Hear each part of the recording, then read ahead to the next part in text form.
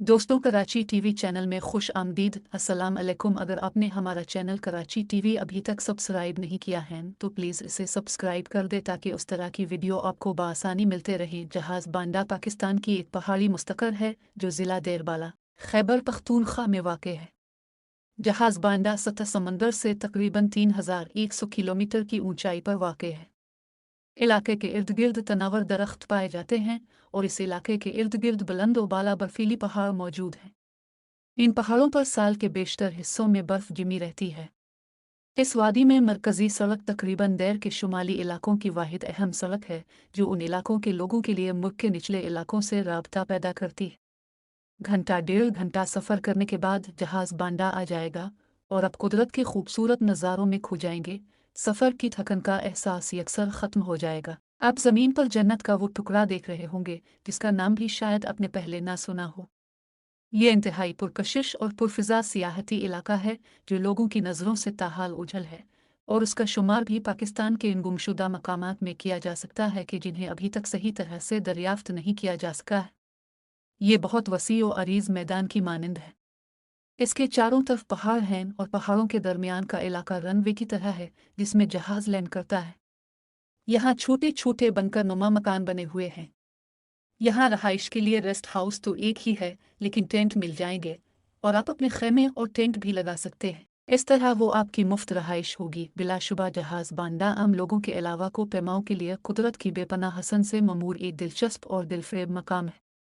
ये एक ऐसा इलाका है जहाँ के बुलंद व बाला पहाड़ आसमान को छूते हैं और जहाँ हदनो नज़र सरसब्ज वादियाँ, खूबसूरत झीलें और हैरत अंगेज जंगलात की जिंदगी है जो दुनिया से अभी ओझल है।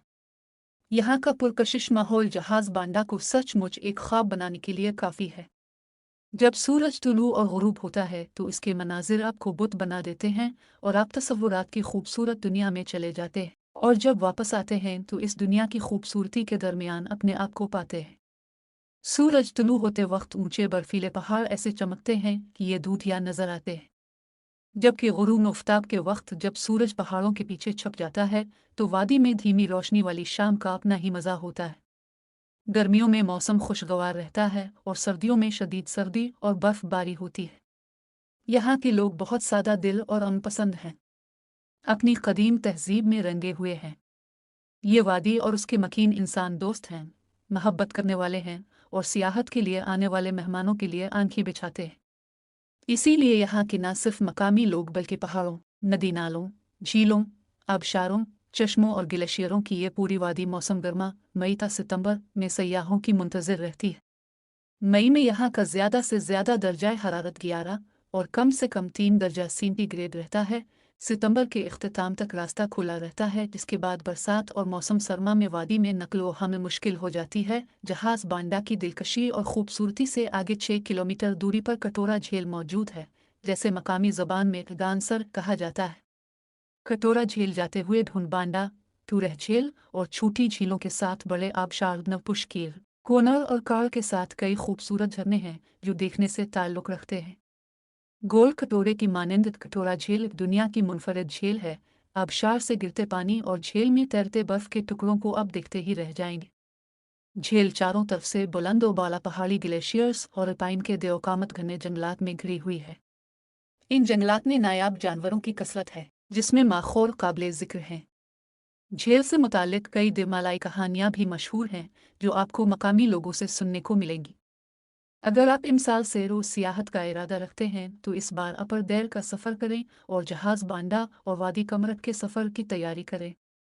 ये सफ़र यकीनन आपकी ज़िंदगी का सबसे दिलचस्प, दिलकश और मुनफरिद सफ़र होने के साथ नाकाबिले फ़रामोश भी होगा। लेकिन वहाँ जाकर इस बात का ख्याल रखें कि कुदरती हसन आपके तर्ज़ अमल से मुतासिर ना हो।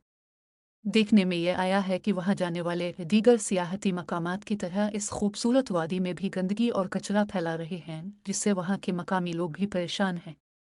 उम्मीद है आप इस तर्ज़ अमल को इख्तियार नहीं करेंगे और ऐसे लोगों की मजम्मत करेंगे। तो दोस्तों, किसी लगी आज की वीडियो कमेंट सेक्शन में लाजमी बताना। शुक्रिया।